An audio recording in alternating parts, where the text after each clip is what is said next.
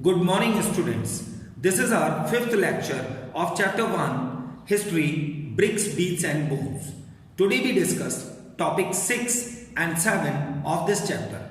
For this discussion, you have to open page number 12 of your book, where you got these topics. Topic 6 Strategies for Procuring Material contain two subheadings 6.1 and 6.2. A variety of materials was used for craft production, some such as clay were locally available. Many materials such as stone, timber and metal had to be procured from outside the level plain. Bullock carts were one of the important means of transporting goods and people across the land routes. Riverine routes along the Indus and its tributaries were also probably used. Students, in subheading 6.1, we discuss materials from the subcontinent and beyond. The Harappans procured materials for craft production in various ways. For instance, they established settlements such as Nageshwar and Balakot in areas where shell was available. Other such sites were Sortughai in far-off Afghanistan near the best source of lapis lazuli, a blue stone that was apparently very high valued, and Lothal, which was near sources of carnelian, statite and metal. They obtained copper from Khetri region of Rajasthan and gold from South India. Students, in subheading 6.2, we discuss contact of Harappan with distant land. In Harappa, copper was also probably brought from Oman and the southeastern tip of Arabian Peninsula.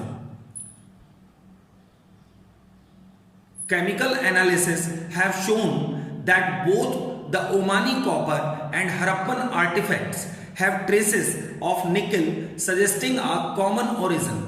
A distinctive type of vessel, which is shown in figure 1.17, a large Harappan jar coated with a thick layer of black clay, has been found at Omani sites. Such thick coatings prevent the percolation of liquids.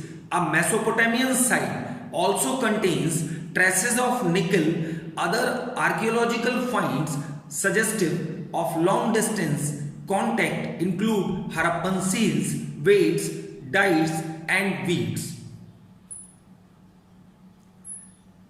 Topic 7 Seals, Script, Weights contains three subheading 7.1 Seals and Sealing, 7.2 an enigmatic script and 7.3 Weights.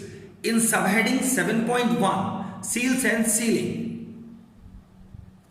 we discuss about seals or the sealing method of Harappan people. Seals and sealings were used to facilitate long distance communication. A bag of goods being sent from one place to another, its mouth was tied with rope and on the knot was affixed some wet clay on which one or more seals were pressed, leaving an impression. If the bag reached with its sealing intact, it meant that it had not been tampered with. The sealing also conveyed the identity of the sender.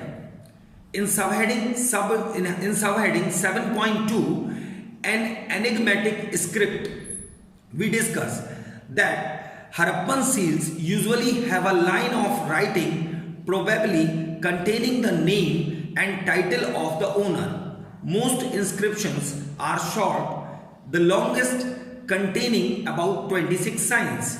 The script remains undeciphered till today.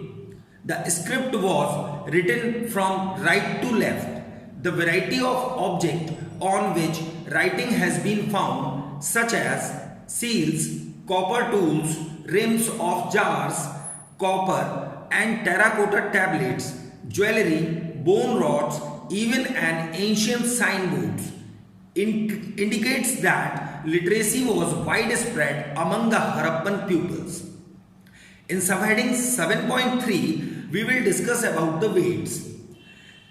This heading tells that exchanges were regulated by a precise system of weights, usually made of stone called chert, and generally cubical with no marking, which is shown in figure 1.2. The lower denomination of weights were binary, while the higher denomination followed the decimal system.